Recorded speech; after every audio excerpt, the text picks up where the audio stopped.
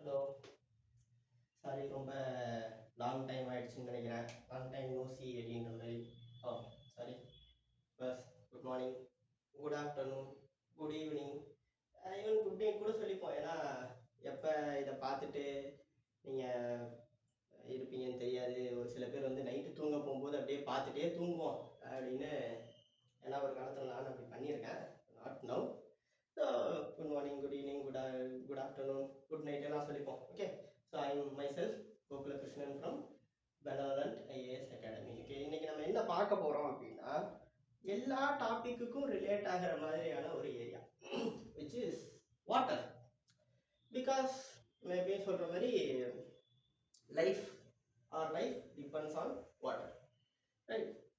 சாப்பாடு இல்லாமல் கூட 3 வாரம் இருக்கலாமா, தண்ணி இல்லாமல் 3 நாள் தான் இருக்கலாமாம்மா, காற்று இல்லாமல் 3 நிமிஷம் கூட இருக்க முடியாது சார் அப்படின்னு சொல்லாதீங்க. இன்னைக்கு நம்ம தண்ணியை பற்றி பார்ப்போம். But let we see here on another day. Okay, right. அதுவும் ரொம்ப முக்கியமான விஷயம் தான், இல்லைன்னு சொல்ல.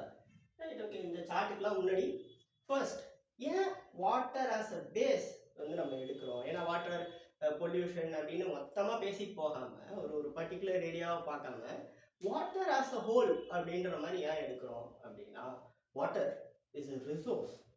ஓகே, இப்போ நீங்கள் ஒரு ரிவர் சேனலாக எடுத்துக்கிட்டீங்க அப்படின்னா அது ஒரு இன்லேண்ட் வாட்டர் வேஸுக்கு ஹெல்ப் பண்ணும். அண்ட் மெரைன் அப்படின்னு எடுத்துக்கிட்டிங்கன்னா it gives to various sector of maritime security, maritime trade, economy was built on waters அப்படின்ற மாதிரி தான்.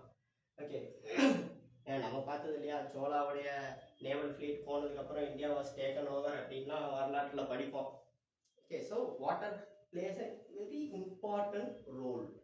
Okay, so in this context, right, நம்ம முதல்ல முடிஞ்சா if anyone possible or first attempt second attempt கொடுக்குறீங்க, நான் வந்து நிறைய படிச்சுட்டு இருக்கேன் சார் அப்படின்றவங்க நிறைய பேர் PYQs படிங்க அப்படின்னு சொல்லியிருப்பாங்க. Start your preparation with mains and முடிஞ்சா if you possible and sometimes it's mandatory, ஒரு ஃபிசிக்கல் காப்பி எடுத்து இந்த மாதிரி ஒரு ஸ்பைரல் போட்டு வச்சுக்கோங்க. It's PYQ question papers, mains question paper, paper wise.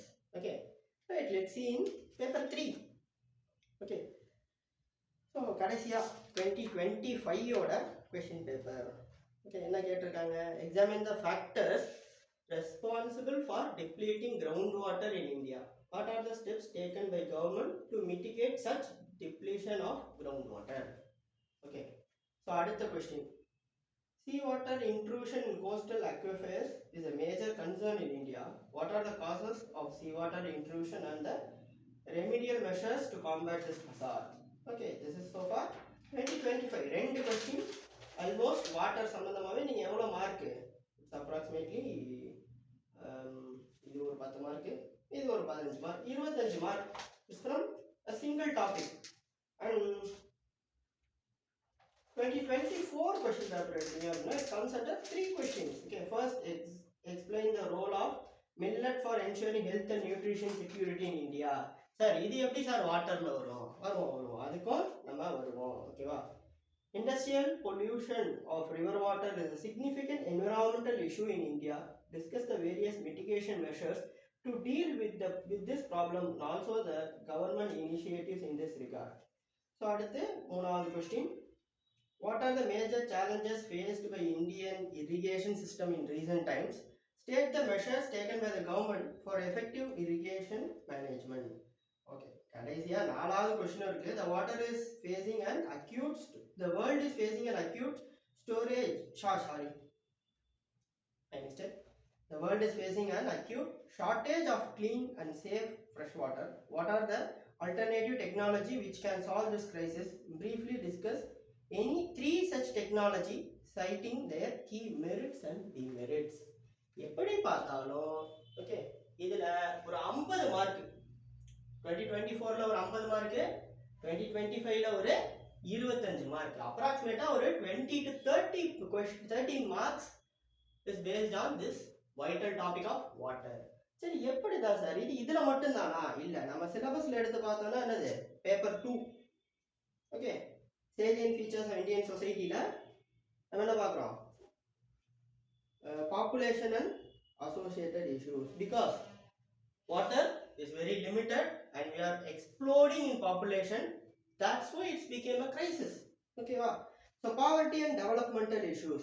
Because of the scarcity of water, there are precedents of inequality. அப்ப developmental issues இருக்கு வாட்டர்னால. water is not just a pollution issue, environmental issue மட்டும் கிடையாது.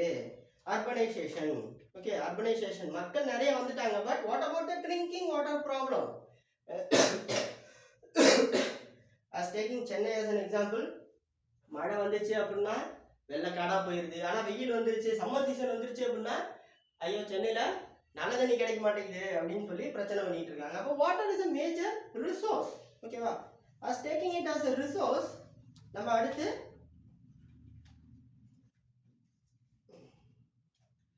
Paper 3. ஓகேவா? Paper 3ல major cropping pattern, irrigation system, transport, வேற என்ன farmers related, இதெல்லாம் தாண்டி environmental pollution அப்படின்னு ஸ்பெசிஃபிக்கா அதுக்குள்ள வந்து நுழைவோம். ஓகே, அப்ப don't take water as merely a environmental issue or a environmental topic, because it's a social, sorry, it is also a social issue. Okay, ஏன்னா water is it's a major resource for even survival. Okay, அப்ப ரொம்ப முக்கியமான விஷயம். Okay, இப்போ இதோடைய டிஸ்ட்ரிபியூஷன்லேருந்து ஆரம்பிப்போம். ஏன்னா water was a wider topic அப்படின்ற மாதிரி பார்ப்போம். Okay, right. டிஸ்ட்ரிபியூஷன் அப்படின்னு எடுத்துக்கிட்டோம்னா நமக்கு ஃப்ரெஷ் வாட்டர் தான் வேணும். ஆனால் வேர்ல்டில் ஃப்ரெஷ் வாட்டர் இருக்கா? இல்லை. ஏன்னா world is mostly consist of 70%, 1/3/4 of the world is covered by water. ஆனால் யூஸபிளா? இல்லை, எல்லாம் சலைன் வாட்டருங்க, எல்லாம் உப்பு தண்ணி. ஓகே, அப்ப we are having almost 96.5% of total water as saline, and we have only 3.5% as fresh water. and the fresh water நம்ம எல்லா வாட்டியும் குடிச்சிரலாமா? இல்ல, அதோட டிஸ்ட்ரிபியூஷன் தான். அந்த 3.5%, if you take 3.5% of fresh water as 100%, and we have 68.7% was stored in ice caps and glacier. Fortunately அது இப்போ melt ஆகிட்டு இருக்கு. மெல்ட் ஆகி ஆறா வந்து நமக்கு யூஸ் ஆகுதா, இல்லை கடைசியில் அது கடலில் தான் போய் சேர்ந்து வேஸ்ட் ஆகுதா அப்படின்றத நம்ம ரொம்ப கீனாக யோசிக்க வேண்டிய ஒரு சூழ்நிலை இருக்கு. And second, 30.1% as ground water. Mostly நம்ம இந்த ஏரியாவை தான் இப்போ தொடுவோம். ஓகேவா? Right. Later 1.2% as surface and other fresh water, which is on lake, pond, rivers, as any other freshwater sources which is on the surface of the earth. ஓகேவா? ஆறு, குளம், ஏரி, நம்ம என்ன வேணா பேர் வச்சுக்கலாம். சர்ஃபேஸ்ல அவைலபிளா இருக்கிற fresh water. Okay, right. Fresh வாட்டர்லாம் பார்த்தாச்சு சார். இப்போ இதில் நம்ம பார்க்க அந்த சைடு எழுதி வச்சிருக்கிறது என் பர்சனல் நோட்ஸ். அதுலேருந்து நம்ம வந்து இதை பற்றியே டிஸ்கஸ் பண்ண போகிறோம். ஓகேவா? ஸோ ஒன்றுத்துக்கும் ஒரு கிரைசிஸ் இருக்குப்பா. சரியா? இப்போ கிளேஷியல் ஐஸ் கேப்ஸ் அப்படின்னு எடுத்துக்கிட்டா என்னது? என்விரான்மெண்டல்ல இது மெல்டிங். ஓகே, அப்போ இது மெல்ட் ஆகிறதுனால என்ன ஆக வாய்ப்பு இருக்கு?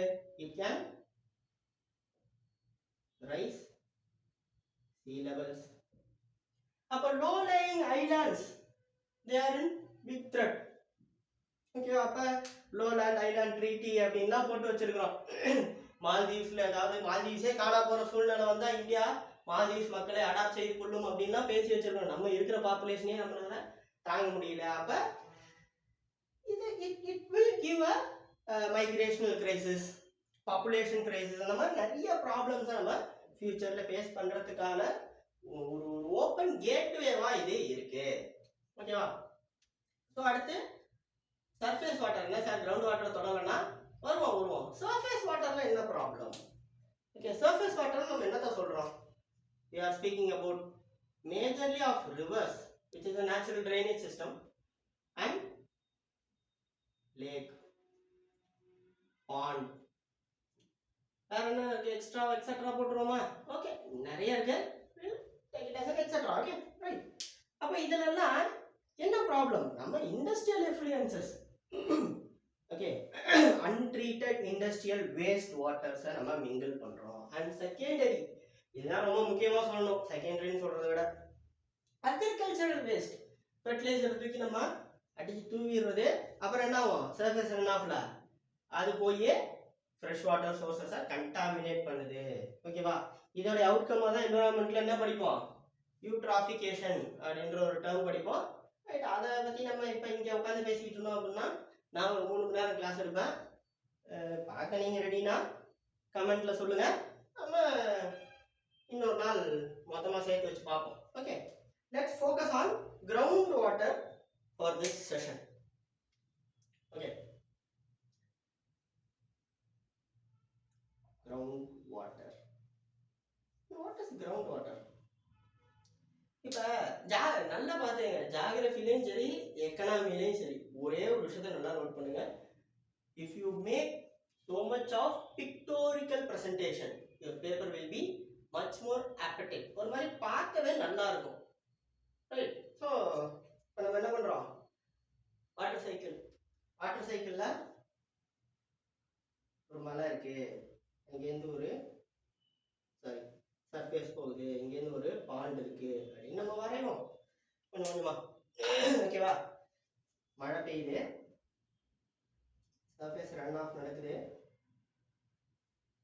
Low laying areas will get filled, right? அப்ப இது மட்டும் தான் நடக்குதா சார்? இல்ல, இந்த சர்ஃபேஸ் ரன் ஆஃப்ல நடக்கிற ஒரு முக்கியமான விஷயம் தான் என்னது? Percolation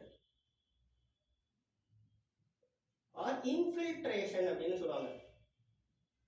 infiltration into ground. அப்ப தண்ணி எங்க போகுது? மண்ணு அதை அப்சர்வ் பண்ணிக்குது. அப்ப இது எங்க போய் சார் ஸ்டோர் ஆகும்? இது ஸ்டோர் ஆகிற இடத்தை தான் நம்ம என்ன சொல்றோம்? we call it as aquifers. Okay, ground waters will be stored in aquifers. அது எப்படி சார் இருக்கும்? we will have a bedrock.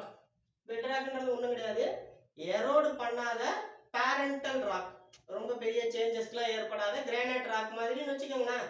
Okay, not exactly, but it is a unweathered ஒரு solid rock which is hard to erode.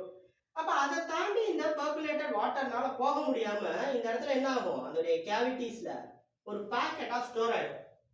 So இந்த ஏரியாவை தான் நம்ம என்ன சொல்லுவோம்? we call this as aquifers, right? நம்ம போர்லாம் போட்டா இந்த இடத்த பொத்துக்கிட்டு தான் இது நம்ம தண்ணி எடுப்போம். Technically that's the area. Okay, right. அப்ப இங்க தான் நம்ம ஒரு முக்கியமான விஷயத்தை பார்க்கணும். அப்ப India, as far India is concerned, இந்தியாவை நம்ம பிரைமா வச்சு பார்த்தோம் அப்படின்னா we use 25% of total GW போட்டுப்போம் ground water of the world. உலகத்துல இருக்கிறதுலயே 25% யார் மட்டும் யூஸ் பண்றா? India is using. அப்ப எதுக்காக சார் யூஸ் பண்றாங்க? Not only for the purpose of drinking but as well as for agriculture and drinking purpose தான். ட்ரிங்கிங் செகண்டரி தான். அப்ப இந்த அக்ரிகல்ச்சரல் யூசேஜ் அப்படின்றது எப்படி ஸ்டார்ட் ஆகுது? இட் இஸ் ஆஃப்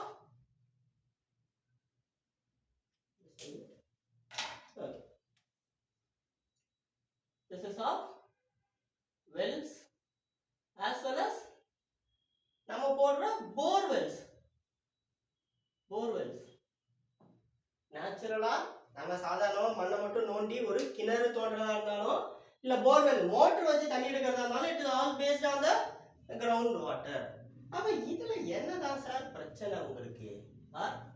நமக்கு என்னதான் சார் பிரச்சனை அப்படின்னு கேட்டா இங்கதான் அடுத்த ப்ராப்ளம் வரும். லீச்சிங் ஆஃப் heavy and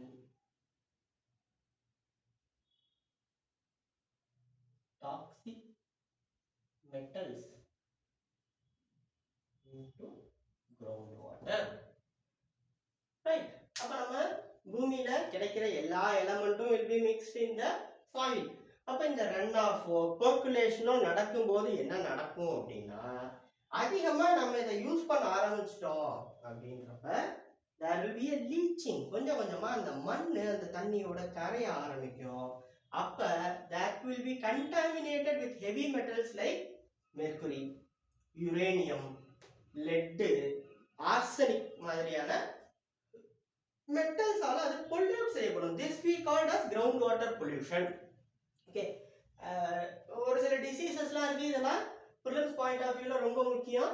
இப்ப சொல்றேன் தப்பா நினைக்காதீங்க, இப்ப நம்ம எவ்வளவு நடத்தினாலும் மறந்துடுவோம். பட் சொல்றேன், but I not writing it in the board. But இதெல்லாம் ப்ரிலிம்ஸ்ல வரும், இதெல்லாம் படிச்சுட்டு தான் ப்ரிலிம்ஸுக்கு போகணும் அப்படின்றதுல ரொம்ப கான்சியஸா இருங்க.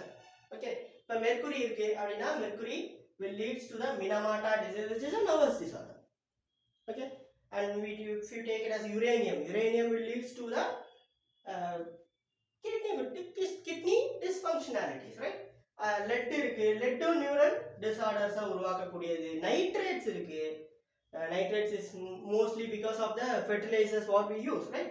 so after it causes a blue baby syndrome. அது என்ன பண்ணும் அப்படின்னா இந்த nitrates வந்து நம்மளுடைய ஹீமோகுளோபினோட சேர்ந்து அதை மெத்தனோகுளோபின் அப்படின்ற மாதிரி மாத்திரும். so it will not has the maximum potential to absorb oxygen efficiently. so குழந்தைங்களுக்கு ஆக்சிஜன் சரியா போக, ஆக்சிஜன் கலந்த அந்த ஹீம் தானே வந்து ரெட் கலர் பிக்மெண்ட் கொடுக்குறது, அது சரியா கலக்கல அப்படின்றதுனால நம்ம கொஞ்சம் இந்த கையில எல்லாம் சின்ன வயசுல யாரும் பேண்ட் போட்டு விளையாடுறீங்களா, கொஞ்ச நேரத்துல அப்படியே அந்த கட்டி வச்சிருக்கிற இடம் மட்டும் ப்ளூ கலர்ல ஆயிடும், because of the lack of oxygenated blood. Okay, அப்ப அதே மாதிரி குழந்தைங்களுக்கும் சரியான ஆக்சிஜனேட்டட் பிளட் கிடைக்காதனால அவங்க குழந்தைங்க மொத்தமாவே என்ன ஆயிடுவாங்க, ப்ளூ கலர்ல ஆயிடுவாங்க. ஓகே, ஏன்னா தார் மூவி பார்த்துருந்தீங்கன்னா தெரியும், ஃப்ராஸ்ட் ஜெயின்ஸ் எல்லாம் அப்படிதான் இருப்பாங்க. ஓகே, ஸோ அப்போ அது மாதிரி இமிடேஷன் ஆஃப் ஃப்ராஸ்ட் ஜெயின்ஸ் மாதிரி ஆயிடுவாங்க. So we call it as a blue baby syndrome. So இந்த மாதிரி நிறைய டிசீசஸ் இருக்கு. ஒரு மெட்டலுக்கும் என்ன மாதிரியான டிசீஸ் அப்படின்றத ப்ரிலிம்ஸ் பாயிண்ட் ஆஃப் வியூல படிச்சுக்கோங்க. Right, okay, let's dwell into this. Okay, right. அப்ப இதுல அடுத்த பிரச்சனை என்ன sir? Right, 11% of India's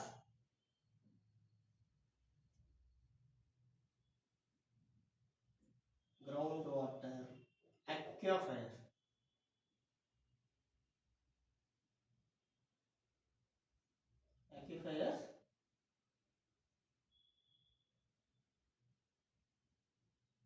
reached என்னது recharging limits.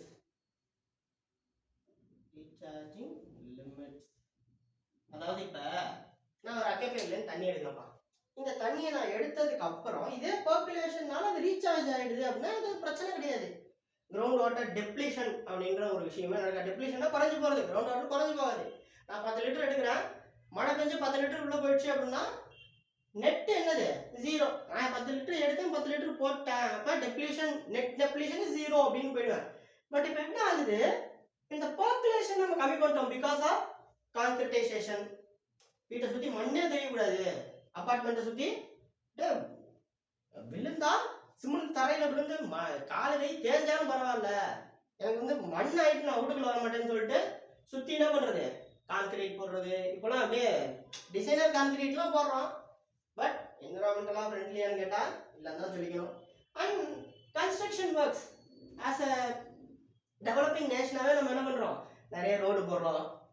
ஓகே, அப்ப ரோடெல்லாம் என்ன பண்றோம், தாரை ஊற்றி ஜல்லியை போட்டு உள்ளார ரொப்பிடுறோம்.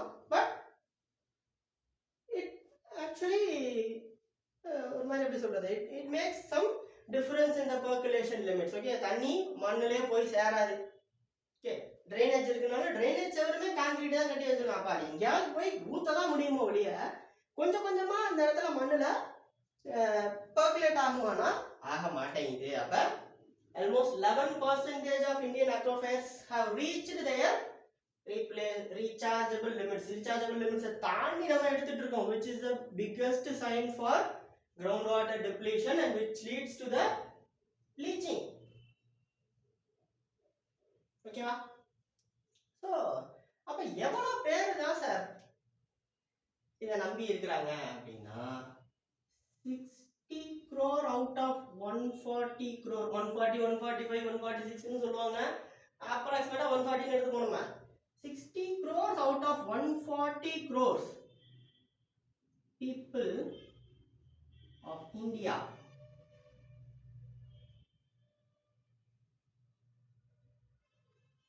depends on groundwater one way or another. ஒன்னு ட்ரிங்கிங்காவோ அக்ரிகல்ச்சருக்காகவோ இல்லை எனி அதர் பர்பஸ்க்காகவோ ஏதோ ஒரு வகையில கிரவுண்ட் வாட்டரை டிபெண்ட் பண்ணி தான் இருக்கிறாங்க. ரைட்டா? இப்போ ஓவராலா இந்தியா அப்படின்னு எடுத்தோம்னா 1/5 இதெல்லாம் டேட்டாப்பா. இவ்வளவுதான் நீங்க இதுல டேட்டா ஞாபகம் வச்சுக்க வேண்டியது இருக்கும். So we will conclude this with the last data. 1/5 of Indian groundwater is over contaminated. So over contaminated என்னது? இப்போ இந்த மெட்டீரியல்லாம் கலக்கவே கூடாதா? யுரேனியம் தண்ணியில கலக்கவே கூடாதா? கலக்கும், நேச்சுரலாவே கலக்கும். இப்போ ரீசெண்டாக கூட uranium presence of uranium in breast milk அப்படின்லாம் இதுல பீகார்லயே உத்தரப்பிரதேஷ்லயே ஏதோ ஒரு டேட்டா ஸ்டடி பண்ணியிருக்காங்க.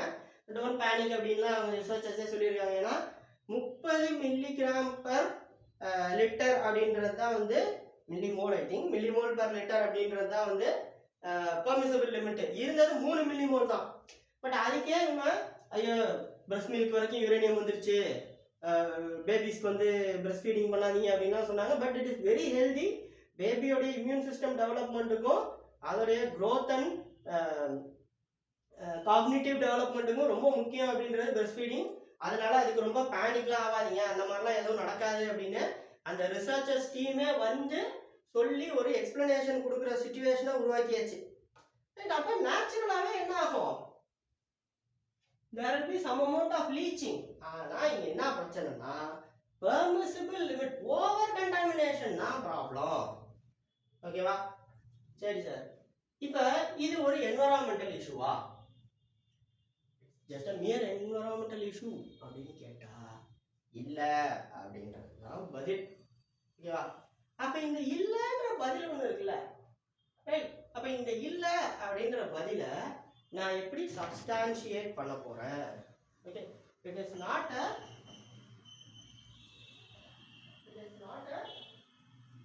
mere environmental problem. இதுல வேற விதமான ப்ராப்ளம்ஸ் இருக்கு. ஏன்னா அப்படி இல்லைன்னா நம்ம என்ன பண்ண மாட்டோம். இவ்வளோ சாரி ஃபார் த இன்டரப்ஷன். இவ்வளோ கீனா நம்ம வந்து வாட்டரை வந்து இவ்வளோ பிரீஃபா படிக்கணும் அப்படின்ற அவசியம் இல்லை. சரி, வேற என்னென்ன ப்ராப்ளம்ஸ்லாம் வர வாய்ப்பு இருக்கு அப்படின்னு கேட்டா we have health issues. நம்ம இப்போ இவ்வளோ நேரம் என்ன பார்த்துட்டு இருந்தோம்? கிரவுண்ட் வாட்டர்ல இதெல்லாம் சேர்ந்துருச்சு அப்படின்னா it will be over contaminated. அப்போ we will have a health issues. அப்போ ஹெல்த் இஷ்யூஸ்னால என்ன sir problem? Okay, so health இஷ்யூஸ்னால என்ன ப்ராப்ளம் அப்படின்னா ஹெல்த் இஷ்யூஸ் அப்படின்னு எடுத்துக்கிட்டா it leads to out of pocket expenditure. Right? Out of pocket expenditure அப்படின்றது நான் ஏற்கனவே என்னது, நான் ஒரு புவர்ங்க, நான் பிலோ பாவர்ட்டி லைன்லயோ இல்லை ஜஸ்ட் அபோவ் த பாவர்ட்டி லைன்லயோ இருக்கிறேன். ரைட்? இப்போ எனக்கு ஒரு ப்ராப்பர் கிரவுண்ட் வாட்டர் மேனேஜ்மெண்ட் இல்லாத ஒரு இடத்துல இருந்தா கிரவுண்ட் வாட்டர் தண்ணி கிடைக்குது அப்படின்னா நான் அதை குடிக்கிறேன். ஓகே, இப்போ இதனால எனக்கு ஒரு ஹெல்த் இஷ்யூ வருது. Right? Maybe it's affecting my neurological or cognitive development அப்படின்றப்ப என்ன ஆகும்? It's leads to a generational issue. என்னன்னா சரியா படிக்க முடியாது, குழந்தையால சரியா படிக்க முடியாது, அவங்களோட காக்னிட்டிவ் டெவலப்மெண்ட் அது சரியா இருக்காது, அவங்களுடைய ஸ்கில் டெவலப்மெண்ட் சரியா இருக்காது. ஸோ இதனால அவங்களுக்கு சரியான ஒரு எம்ப்ளாய்மெண்ட் ஆப்பர்ச்சுனிட்டி கிடைக்காது. அதனால they will become poor even though I am above poverty line. Okay, and நானே வந்து பிலோ பாவர்ட்டி லைன் போறதுக்கான சூழ்நிலை இருக்கு. ஏன்னா இன்சூரன்ஸ் அவேர்னஸ் நம்ம ஊர்ல ரொம்ப கம்மி. அப்ப I am spending out of my pocket, என் சேலரியிலேருந்து எடுத்து கொடுக்குறேன். அதை தான் நம்ம அவுட் ஆஃப் பாக்கெட் எக்ஸ்பெண்டிச்சர்னு சொல்றோம். அப்ப நான் வச்சிருக்க சேவிங்ஸும் என் வீட்டுக்கு ஸ்பெண்ட் பண்ண வேண்டிய இசென்ஷியலுக்கான தேவைக்கான பணத்தை நான் எடுத்து வச்சிருக்கேன்ல, அதுல இருந்து நான் செலவு பண்றேன். ஓகேவா? தென் this leads to a wealth draining.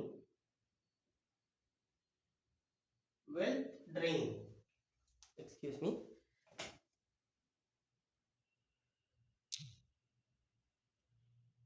this will leads to the wealth drain.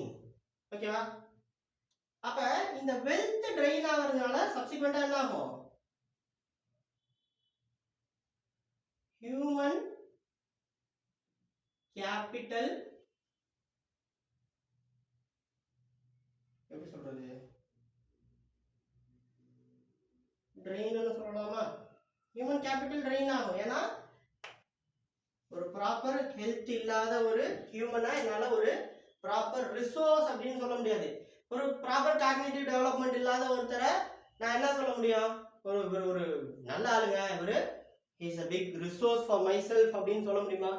சொல்ல முடியாது. So that's the issue. Okay, right.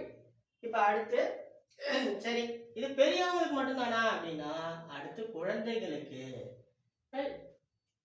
mortality in under 5 years child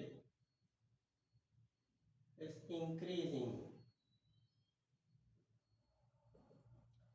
ஏன்னா நம்ம கூட ஓரளவு தாங்கிடுவோம், சின்ன குழந்தைங்க பாவங்க, அவங்களால இந்த கிட்னி ஃபெயிலியர்ஸ்லாம் தாங்க முடியாது. So they are eventually dying. Okay, right. So இதை பற்றி இதுக்கு மேலே எக்ஸ்பிளைன் பண்ண தான் நினைக்கிறேன், நிறைய ப்ராப்ளம்ஸ். Okay, right. ஓகே, அப்போ இது மட்டும்தானா? இல்லை, decline in farm yield. Okay, இதனால என்ன சார் ஃபார்ம் ஈல்டு? கிரவுண்ட் வாட்டரே கம்மி ஆயிடுச்சுங்க. அப்போ கிரவுண்ட் வாட்டரை யூஸ் பண்ணி அக்ரிகல்ச்சர் பண்ணக்கூடிய என்னுடைய ஃபார்மர்ஸுக்கும் என்ன ஆகும்? சரியான அவைலபிலிட்டி இருக்காது. ஸோ வாட்டர் கன்சம்ஷன் அதிகமாக இருக்கிற கிராப்ஸ் அவங்க போடுவாங்க, பட் அதுக்கான சஃபிஷியன்ட் அவ்வளோ அமௌண்ட் ஆஃப் வாட்டர் அவங்களால சப்ளை பண்ண முடியாது. So farm yield will be disturbed. இதெல்லாம் உள்ள அடுத்து என்ன பார்க்குறோம்? It's a global trade issue. இது நம்ம ரெண்டு வகையா ரிலேட் பண்ணிக்கலாம். ஓகே, ஒன்னு quantity, second one is quality. Right. What about the quantity? ஏன்னா நான் என்ன சொல்லிட்டேன், ஃபார்ம் ஈல்ட் டிக்ளைன் ஆகுதுன்னு சொல்லிட்டேனா? அப்ப என் ஊர்ல எனக்கே சர்ப்ளஸ் இருந்தா தான் நான் எக்ஸ்போர்ட்டே பண்ண முடியும். அப்ப ஈல்டே குறையுது, அப்ப என் சர்ப்ளஸே குறையுது அப்படின்றப்ப நான் என்ன பண்ணுவேன்? I can't export. அப்ப எக்ஸ்போர்ட் குறையும். eventually export will get reduced. ஓகேவா? சோ அப்ப that gives an issue. and ரெண்டாவது, நான் எப்படியோ முட்டி மோதி எக்ஸ்போர்ட் பண்றேன் அப்படின்னு வெச்சுப்போம். அவங்க என்ன சொல்லுவாங்க? அந்த மெட்டீரியல் எடுத்து பார்த்து அனலைஸ் பண்ணிட்டு இதுல கண்டாமினேஷன் அதிகமா இருக்கு, மெர்க்குரி அதிகமா இருக்கு, நைட்ரேட்ஸ் அதிகமா இருக்கு. அப்ப இத வந்து எங்க மக்களுக்கு கொடுத்தோம் அப்படின்னா it leads to the bio magnification. என்விரான்மெண்ட்ல படிப்போம், பயோ அக்குமுலேஷன் அப்படின்றது ஒரு கன்சியூமருக்குள்ள அந்த டாக்ஸின் எப்படி உள்ள வருதுன்றது. ரெண்டாவது மேக்னிஃபிகேஷன் அப்படின்றது, இப்போ நான் இருக்கேன் சரியா, ஐ எம் ஏபெக்ஸ் பிரெடேட்டர் அப்படின்னு வச்சுப்போம்ல நாம தான். ஓகே, இப்போ ஒரு புல் இருக்கு, நான் புல்லுல ஒரு பெஸ்டிசைட் அடிக்கிறேன். ரைட். இப்போ இதை ஒரு கிராஸ் ஹோப்பர் சாப்பிடுது. This is bio accumulation. அந்த கிராஸ் ஹோப்பர் எவ்வளவுதான் சாப்பிடும்? ஒரு 4 புல்ல சாப்பிடுவோம் அப்படின்னு வச்சுப்போம். ஒரு 10 புல்லுன்னு வச்சுப்போமா? 10 புல்லுன்னு வச்சுப்போம். Okay, right. இதை வந்து at the end of the day வேற ஏதோ ஒரு மிருகம் சாப்பிடுது அப்படின்னு வச்சுப்போம். கிராஸ் ஹோப்பரை யார் சாப்பிடுவா? ஒரு பறவை சாப்பிடுது அப்படின்னு வச்சுப்போம். ஓகே, ஒரு பறவை ஒரே ஒரு புல்ல சாப்பிட்டு ஒரே ஒரு வெட்டுக்கிளியை சாப்பிட்டு நிறுத்திடுமா? அது ஒரு 10 வெட்டுக்கிளியை சாப்பிடுதுன்னு வச்சுக்கிட்டா 100 புல்லுல இருக்க வேண்டிய டாக்ஸின்ஸ் இப்ப அந்த 10 வெட்டுக்கிளிக்குள்ள இருக்கு. இந்த 10 வெட்டுக்கிளிக்குள்ள இருந்த டாக்ஸின் இப்ப அந்த பறவைக்குள்ள இருக்கு. ஓகேவா? அப்ப நான் ஒரு இடத்துல இன்ட்ரோடியூஸ் பண்ண அந்த டாக்ஸின் எந்த அளவுக்கு ஒரே ஒரு ஆர்கானிசத்துக்குள்ள இன்ட்ரோடியூஸ் ஆகிக்கிட்டே இருக்கு, அதாவது அதிகமாகுது, குவான்டிட்டி வைஸ் இன்க்ரீஸ் ஆகுது அப்படின்றது பயோ மேக்னிஃபிகேஷன். அப்ப அது நடக்கும். இப்ப நான் என்ன பண்றேன், இந்த வெட்டுக்கிளியை சாப்பிட்றது ஒரு கோழின்னு வச்சுப்போம். ஓகே, நம்ம ஞாயிற்றுக்கிழமை போய் ஒரு கோழி அடிச்சோம்பா அப்படின்னு சொல்லலாம். ஆனா ஒரு 100 புல்லுல இன்ட்ரோடியூஸ் பண்ண அந்த பெஸ்டிசைடை என்ன பண்ணி வச்சிருக்காங்க, சாப்பிட்டு வச்சிருக்கிறேன். அப்ப this leads to biomagnification. அப்ப இதே காரணத்தை சொல்லி என்னோட எக்ஸ்போர்ட் குவாலிட்டி என்ன பண்ணுவாங்க, this is called phytosanitary issues. Okay, டைரக்டா சானிடேஷன் இல்ல, உங்க மாம்பழம் சுத்தமா இல்லைங்க, உங்களோட கத்திரிக்காய் சரியா இல்ல, பார்க்க அழகா இல்ல அப்படிலாம் இல்ல, ஓகே, ஹைஜீனா இல்ல, அழுக்கா இருக்கு அப்படின்லாம் கிடையாது. இன்டர்னலா அதுல ப்ராப்ளம் இருக்கு அப்படின்னு சொல்றது தான் phyto sanitary issue. This comes under indirect barriers. ஓகேவா, tariff and non tariff barriers அப்படின்னு சொல்லுவாங்க WTO. it comes under non tariff barriers. UPSC இப்படிதான் அனுமார் வாழை பிடிச்ச மாதிரி பிடிச்சா போயிட்டே இருக்கும், அதை தான் அங்கங்க தொட்டு தொட்டு அப்படியே படிச்சுக்கோங்க. ஓகேவா, ஸோ ஒரு டாபிக்கை தொட்டா அது முடியாது, right? Okay, simply stating that. Okay, சரி, இவ்வளோ பிரச்சனை இருக்கு அப்படின்னு சொல்றோம், வேற என்ன சார்? நான்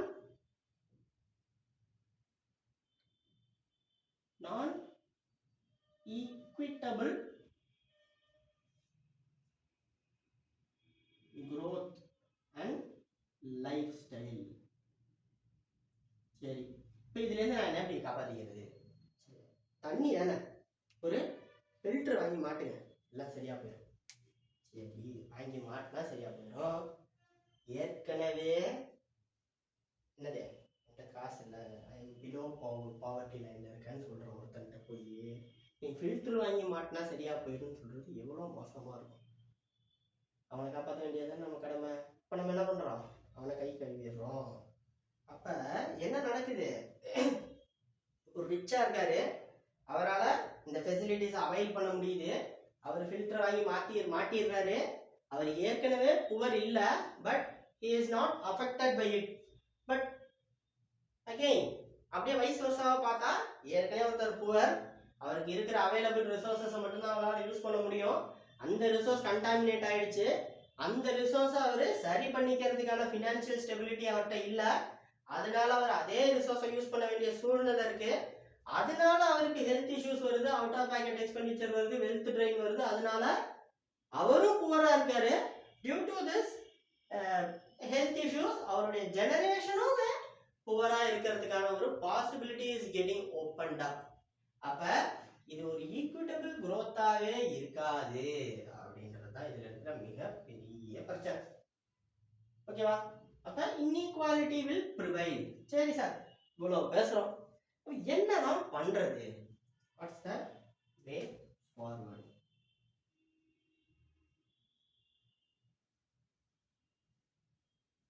ஓகே, ஸோ இதை நம்ம ஒரு இடத்துல இருந்து அணுகுவோமா?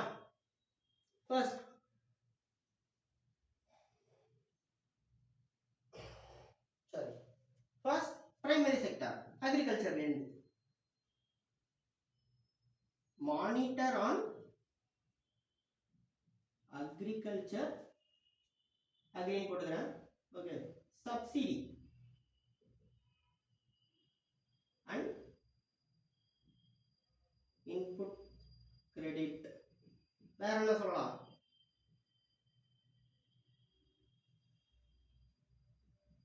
promote shift towards crop diversification சொல்லலாமா? crop diversification சொல்லலாமா? ஏன்னா நான் கிராப் வாட்டர் இன்டென்சிவ் கிராப் ஒன்று போடுறேன், அதனாலதான் எனக்கு தண்ணி நிறைய தேவைப்படுது. வாட்டர் இன்டென்சிவ் கிராப்ன்றது என்னது? இப்போ நம்ம வச்சிருக்க சீரியல்ஸ், ரைஸ், வீட்டு, இதெல்லாம், அப்ப இதுக்கெல்லாம் தண்ணி நிறைய தேவை. அப்ப இதுல இருந்து மாறுங்கயா, இப்ப தெரியுதா வாட் இஸ் த யூஸ்? மில்லட்ஸை பத்தி நம்ம படிக்கும் போது ஏன் இது இந்த ஏரியாக்குள்ள வந்துச்சு அப்படின்னு சொல்றோம்னு, ஏன்னா millet is not less water intensive crop, அது ட்ரை லேண்ட்ல வளரும், தண்ணி பெருசா தேவையே இல்லை. ஓகேவா, ஸோ தட்ஸ் த இஷ்யூ. அப்ப நான் இன்புட் கிரெடிட் லைக் ஃபெர்டிலைசர் அதிகமாக போடுறதுனால தான் அதிகமாக யூட்ராஃபிகேஷன் நடக்குது, nitrogen is getting injected in the system. அப்ப அதனால ஒரு கேப் வைங்க. அடுத்த சப்சிடி என்னது? Agriculture subsidy. எலக்ட்ரிசிட்டி மேல ஒரு கேப் வைங்க. ஃப்ரீயா கொடுக்கவே கூடாதுன்னு சொல்ல, பட் மேக் எ கேப். இவ்வளவு ஃபீல்டு இருக்கு, இதுக்கு இவ்வளவு தண்ணி பாய்ச்ச வேணும், அப்ப இதுக்கு இவ்வளவு கரண்ட் செலவாகும், அப்ப அது மட்டும் நான் ஃப்ரீயா கொடுக்குறேன். இன்டெஃபினட் குவான்டிட்டி கிடையாது. ஏன்னா என்ன ஆயிடும், ஃப்ரீ தானே, நைட்டு போட்டு விட்டு ஒரு 2 மணிக்கு அடைச்சிடலாம் அப்படின்னு 10 மணிக்கு ஒருத்தர் போட்டு வருவாரு, தூங்கிடுவாரு. காலைல 6-7 மணிக்கு எந்திரிச்சு போய் 6 மணி அடைப்பாரு. ஓகே, ஒருவேளை இதுவே ஒரு கேப் இருந்துச்சு, அது மேல ஒரு economy இருந்துச்சு, ஒரு expenditure இருந்துச்சுன்னா they will have a mindful usage. ஓகேவா? அப்ப judicial use of water கொண்டு வரணும்னா electricity subsidy-யை cap பண்ணுங்க. crop diversification நம்ம ஏற்கனவே பேசினதுதான். அப்ப less water intensive crops-அ கொண்டு வாங்க, either millets, oil seeds மாதிரியான less water intensive crops-அ introduce பண்ண முயற்சி பண்ணுங்க. ஓகேவா? and அடுத்து MSP reforms எல்லாம் நம்ம அப்படியே பேசிட்டே தான் போகணும். அதிகமா நம்ம இப்ப என்னதான் 23 கிராப் கொடுத்து வச்சிருந்தாலும் என்னது ஹையஸ்ட் எதுல தான் போகுது, ரைஸ் அண்ட் வீட்ல தான் போகுது. அப்ப மற்றதுக்கான MSP அதிகப்படுத்தணும்னு ஒரு பக்கம் பேசணும்னா அடுத்து ப்ராடக்ட் சப்சிடியா, ப்ரொடக்ஷன் சப்சிடியா, எக்ஸ்போர்ட் ஸ்டார்டிங் சப்சிடி அப்படின்னு அது WTOல அடுத்த பிரச்சனை வரும். அப்படியே போக வேண்டியதான்னு வச்சுக்கோங்க. அடுத்து monitor and enforce strict industrial treatment plan. Industrial எஃப்ளூயன்ஸஸை ட்ரீட் பண்ணி தான் வெளியே அனுப்பணும் அப்படின்னு ஒரு ரூல் இருக்கு. கிட்டத்தட்ட நம்ம எக்கச்சக்கமா இருக்கு, எப்படி சொல்றது, ஸ்டாட்யூட்டே வச்சிருக்கோம், லாவே வச்சிருக்கோம். Control on air pollution, control on water pollution, வேற என்ன என்விரான்மெண்டல் ப்ரொடெக்ஷன் ஆக்ட் ஆஃப் 1986 எக்கச்சக்கமா போட்டு வச்சிருக்கிறோம். But what about the enforcement கரெக்டா இருக்கா, என்ஃபோர்ஸ் பண்றாங்களா அப்படின்றது தான் இங்க பிரச்சனை. அப்ப என்ஃபோர்ஸ்மெண்ட்டை சரி புதுசா கொண்டு வாங்கன்னு நம்ம சொல்லல, நம்ம என்ன சொல்றோம், அட இருக்கிறத ஒழுங்கா என்ஃபோர்ஸ் பண்ணுங்கயா அப்படின்னு சொல்றோம். ஓகேவா? சரி, அடுத்து மூணாவது ஃபார்வர்ட் என்னது, ஓப்பன் வாட்டர் மானிட்டரிங் சிஸ்டம். ஏன்னா ஏர் குவாலிட்டி அது எப்படி இருக்கணும், சிஸ்டம் இன் ரியல் டைமா இருக்கணும். இப்ப என்ன நடக்குதோ அதை ரிஃப்ளெக்ட் பண்ணணும். ஏன்னா டெல்லியில இதுக்கு முன்னாடி பொல்யூஷனே இல்லையா, இருக்குல்ல. ஆனா ஏர் குவாலிட்டி இண்டெக்ஸ் அப்படின்னு ஒன்று கொண்டு வந்ததுக்கு அப்புறம் தான் அதை நம்ம இண்டெக்ஸ் பண்றோம், அதை கூட போச்சு குறைச்சு போச்சுன்னு சொல்லிட்டு அதுக்கான பாலிசி மெஷர்ஸ் எடுக்கவே முயற்சி பண்றோம். அப்ப we need a இனிஷியலா நமக்கு என்ன தேவை, முதல்ல அதை மானிட்டர் பண்ண ஒரு சிஸ்டத்தை கொண்டு வாங்க. அதுக்கப்புறம் நீங்க என்ன பண்ணலாம், அதை மிட்டிகேட் பண்ணி அதை சரி பண்றதுக்கான விஷயங்களை எடுக்கலாம். ஓகேவா? ஸோ அடுத்து எக்ஸாம்பிள்ஸ், இதெல்லாம் பண்ணியிருக்காங்களா சார் அப்படின்னா பண்ணி இருக்காங்க அப்படின்னு தான் சொல்லணும். ஓகே, ஸோ அதுதான் இங்க இருக்கும். நால்கொண்டா டிஸ்ட்ரிக்ட் ஆஃப் தெலங்கானா என்ன பண்ணியிருக்காங்க, கம்யூனிட்டி வாட்டர் பியூரிஃபையர்ஸை கொண்டு வந்திருக்காங்க. ஒரு ஊர் இருக்குன்னா அந்த ஊருடைய ஹெட்மேன்ஸ் அவங்களாம் டிசைட் பண்ணி, ஓகே நம்ம ஊர்ல பிரச்சனை இருக்குப்பா, நம்ம என்ன பண்ணலாம், எல்லாரும் சேர்ந்து காசு போட்டு ஒரு வாட்டர் ஃபில்டர் கொண்டு வரலாம்.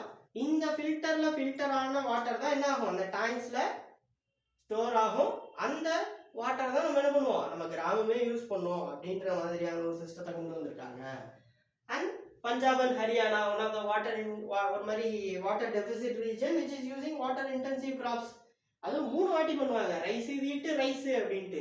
இப்போ இன்டென்சிட்டி ஆஃப் வாட்டர் யூசேஜ் அங்கே ரொம்ப அதிகம். அப்போ அதனால அந்த ஸ்டேட் கவர்மெண்ட்ஸ் என்ன பண்ணுறாங்க, they are incentivizing the crop diversity. நீ ரைஸ் வீட்டுக்கு பதிலாக மில்லட்டோ ஆயில் கிராப்போ போடுறனா உனக்கு சப்சிடி உண்டு. அப்போ they are making transition with the finance. காசு கொடுக்குறோம் வாங்கிக்க அப்படின்னாவது சொல்லி நான் அவங்களை மாற்றிட முடியாதா அப்படின்ற மாதிரியான ஒரு இனிஷியேட்டிவ் எடுத்திருக்காங்க. these are the initiative which we can quote it as examples. ஓகேவா? so with this we come to the conclusion of today's session. right, so ஒரு டாபிக்கை பிரீஃபா இவ்வளவுதான் படிக்கலாம். இப்போ வாட்டரை பத்தி நம்ம என்ன கேட்டாலும் என்னது கிட்டத்தட்ட அதை எழுதிடலாம். இதுல கிரவுண்ட் வாட்டர் தூக்கிட்டு இந்த ஒரு சில டேட்டா, அதனால இந்த டேட்டாவை மட்டும் நான் தனியா எழுதி போட்டிருக்கேன். ஓகேவா? இந்த டேட்டாவை எடுத்துட்டு இதுக்கு பதிலாக நான் என்ன பண்றேன், ஐஸ் கேப்பை பத்தி போட்டேன் அப்படின்னா இது ஐஸ் கேப் ஆன்சரா மாறிடும். இந்த டேட்டாவை தூக்கிட்டு running water or surface water அப்படின்னு போட்டோம்னா இது ஒரு ரிவருக்கான, ஒரு லேக்குக்கான, ஒரு பாண்டுக்கான ஆன்சரா மாறிடும். ஆன ஹோல் வாட்டரை பத்தி படிச்சிட்டோம். என்ன பண்ணுவோம் இப்போ? கிரவுண்ட் வாட்டரை பற்றி படிச்சிட்டோம். ரைட். இதுக்கப்புறம் நான் சர்ஃபேஸ் வாட்டருக்கு போகிறேன். அதில் என்ன தான் இருக்கும்? அதிகபட்சம் போனால் இதே விஷயத்த ரன்னிங் வாட்டருக்கு மானிட்டர் பண்ணுங்க. ஊரில் இருக்கிற லேக்குக்கெல்லாம் மானிட்டர் பண்ணுங்க. அங்கே இருக்கிறதுல இண்டிகேட்டிவ் லைஃப் ஃபார்ம்ஸை கண்டுபிடிச்சு அதை மானிட்டர் பண்ணுங்க அப்படின்னு எழுத போகிறோம். ஐஸ் கேப்னா என்ன பண்ணுவோம்? ஐஸ் கேப்னு வந்துருச்சுன்னா குளோபல் வார்மிங் உள்ள வந்துடும். கிளைமேட் சேஞ்சு, குளோபல் வார்மிங் அப்படின்னு போடுவோம். இதுலையுமே கிளைமேட் சேஞ்ச், குளோபல் வார்மிங்னு போடலாம். என்னது? கிரவுண்ட் வாட்டர் அதிகமாக எடுக்கிறோம், அதிகமாக யூட்டிலைஸ் பண்ணுறோம், அதனால நிறைய கிரவுண்ட் வாட்டரை எவாபரேட் பண்ணுறோம். By that we are getting so much of rain. ஆனால் அது மறுபடியும் பர்குலேட் ஆக மாட்டேங்குது. So we are inducing flood. இப்படி கூட எழுதலாம். யார் வேணாம்னு சொன்னாங்க? ஓகே, ஜியாலஜிக்கல் ப்ராசஸில் இது உண்மை. அதிகமான தண்ணி எவாபரேட் பண்ணுறோம், அதிகமாக க்ளவுட் ஃபார்ம் ஆகுது, அதிகமாக ரெயின் போர் ஆகுது. But it is not percolating into, அதனால நிறைய ஃப்ளட்ஸ் வருது. அர்பன் ஃப்ளட்ஸ் அதனால தான் அதிகமாக வருதுன்னு எழுதலாம். ஓகேவா? அப்போ நமக்கு தெரிஞ்சதை எப்படி ஒரு ப்ராசஸ்க்குள்ளே இன்க்ளூட் பண்ணி எழுத போகிறோம் அப்படின்றத இதுக்கு மேலே நம்ம பண்ண போறிய ஒரு டெவலப்மெண்ட் அப்படின்னு வச்சுக்கலாம். Okay, with this I conclude today session and